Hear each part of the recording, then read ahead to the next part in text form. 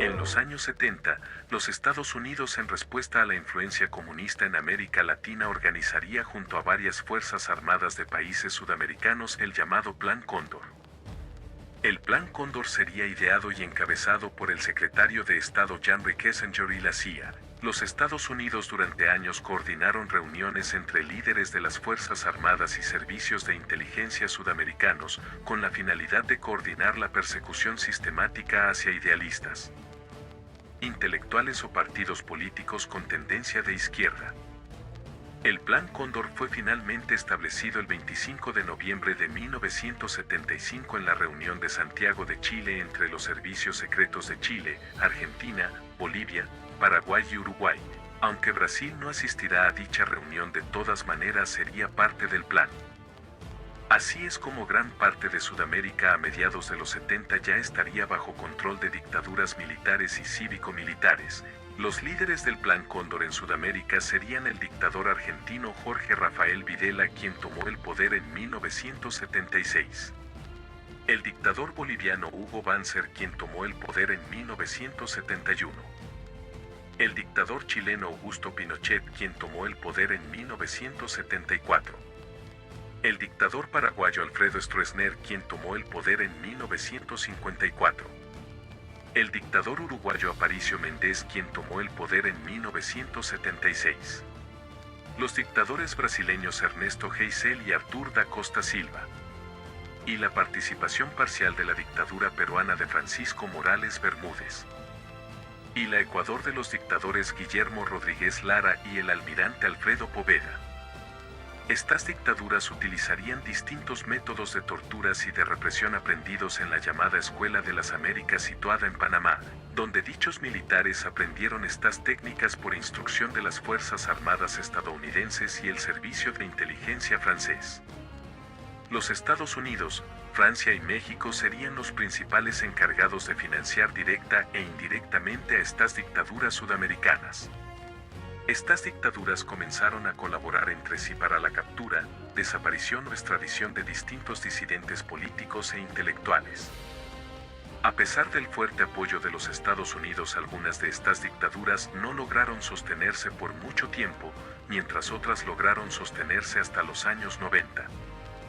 En Brasil, Ernesto Geisel sería el cuarto presidente de facto en la dictadura iniciada en 1964 con apoyo estadounidense, con la finalidad de derrocar al presidente João Goulart. La dictadura militar brasileña suspendió la Constitución de Brasil, prohibió las huelgas y desmanteló a los sindicatos. Creó campos de concentración para los indígenas de la Amazonía y reprimió a los movimientos estudiantiles. Finalmente, la dictadura militar brasileña finalizaría en 1985, dejando un saldo de más de 400 desaparecidos y miles de personas víctimas de detenciones y torturas.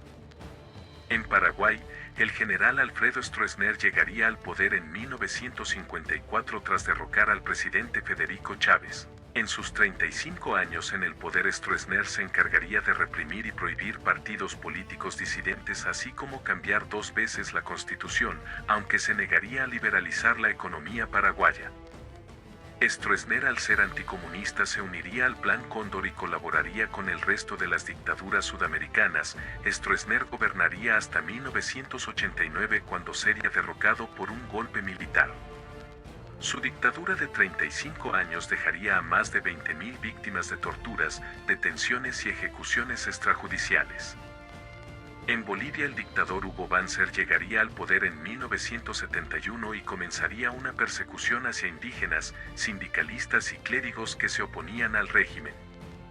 Banzer gobernaría Bolivia hasta el año 1978, cuando sería derrocado por un golpe militar. En Chile, el comandante Augusto Pinochet llegaría al poder tras derrocar al presidente socialista Salvador Allende en agosto de 1973. Pinochet sería uno de los abanderados del Plan Cóndor y llevaría a cabo una persecución ideológica y una posterior liberalización de la economía con el visto bueno de los Estados Unidos. Pinochet cambiaría la Constitución y en su dictadura se cometieron al menos 3.200 asesinatos a disidentes y la detención de más de 80.000 personas. Pinochet gobernaría hasta 1990, pero se mantendría como comandante de las Fuerzas Armadas hasta 1998 cuando obtendría el cargo de senador vitalicio. Pinochet moriría en el año 2006 mientras enfrentaba más de 300 cargos penales en la justicia. En Argentina, la junta militar presidida por Jorge Rafael Videla llegaría al poder tras derrocar al gobierno de Isabel Perón en 1976, el cual también era parte del Plan Cóndor. Esta dictadura, llamada a sí misma como Proceso de Reorganización Nacional, se encargaría de cuadriplicar la deuda externa argentina y liberalizar la economía, al mismo tiempo que llevaría a la desaparición y asesinato de más de 9.000 personas, así como también el robo de bebés recién nacidos, la detención y la tortura de miles de personas. Tras los malos resultados en la materia económica y la mala recepción por parte de la población, la dictadura argentina, con el objetivo de realzar el sentimiento nacional, comenzaría la Guerra de las Malvinas en 1982. Esta guerra supondría una derrota argentina frente a las fuerzas del Reino Unido y la posterior caída de la dictadura en 1983.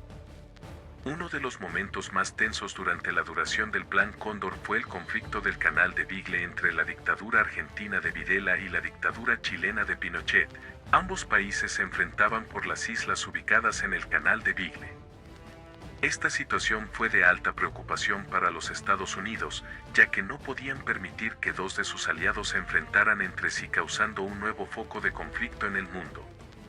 Finalmente, gracias a la intermediación del Papa Juan Pablo II, las tensiones disminuirían.